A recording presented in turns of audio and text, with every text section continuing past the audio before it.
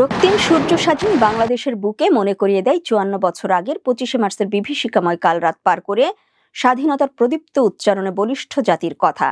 বিশ্বের বুকে যাদের পরিচয় হার না মানা জাতি হিসেবে, লাল সবুজের দেশ বাংলাদেশ।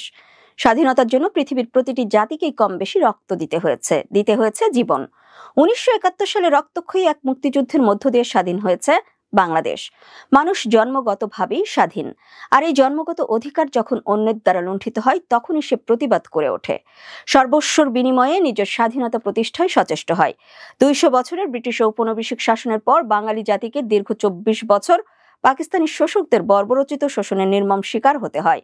পরাধীনতা শৃঙ্খলে আবদ্ধ বাঙালি ১৯৭১ সালের ২৬শে মার্চ স্বাধীনতা প্রতিষ্ঠার স্বপ্নে মৃত্যুপণ সংগ্রাম শুরু করে ৯ মাসের রক্তক্ষয়ী যুদ্ধ। ৩০ লাখ প্রাণ আর ২ লক্ষ মা বোনের আত্মত্যাগের বিনিময়ে অর্জিত হয় স্বাধীনতা। বিশ্ব মানচিত্রে জন্ম নেয় স্বাধীন সার্বভৌম একটি দেশ বাংলাদেশ। ২৬শে মার্চ স্বাধীনতার পথে আনুষ্ঠানিক যাত্রা শুরুর এই গৌরবময় দিনটি বাংলাদেশের ইতিহাসে মহান স্বাধীনতা দিবস হিসেবে সমাদৃত। ৭১-এর উত্তাল মার্চে স্বাধীনতা ছিনিয়ে আনতে মুক্তিযুদ্ধের সূচনা হয় এই দিনেই। আজ ২৬শে মার্চ মহান স্বাধীনতা দিবস। ১৯৫২ সালের মহান ভাষা আন্দোলনের মধ্য দিয়ে শুরু হওয়া বাংলাদেশ প্রতিষ্ঠার লড়াই ১৯৭১ সালে এসে পূর্ণাঙ্গ রূপ পায়। যথাযোগ্য মর্যাদায় দিবসটি পালনে আজ জাতীয় পর্যায়ে নেওয়া হয়েছে নানা কর্মসূচি।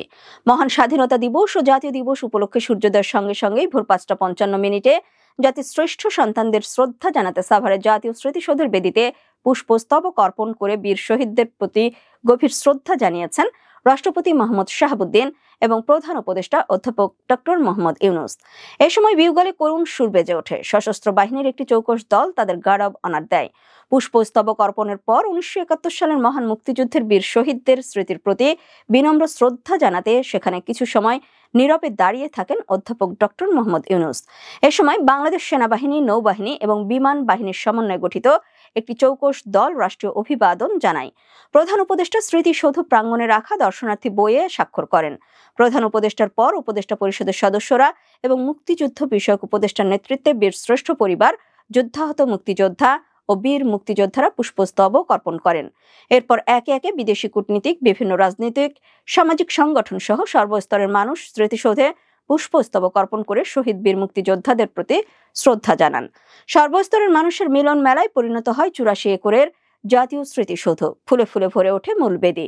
৭১-এর বীর সেনানীদের উত্তরসূরি ২৪-এর ছাত্র জনতা রক্ত দিয়ে বিদায় ঘণ্টা বাজিয়েছে স্বৈর শাসকের।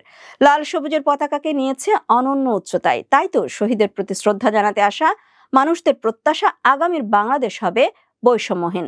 লাখো প্রাণের বিনিময়ে কেনা স্বাধীনতা, সার্বভৌমত্ব অক্ষুণ্ণ রেখে বীর দর্পে এগিয়ে যাবে লাল সবুজের পতাকার প্রিয় বাংলাদেশ।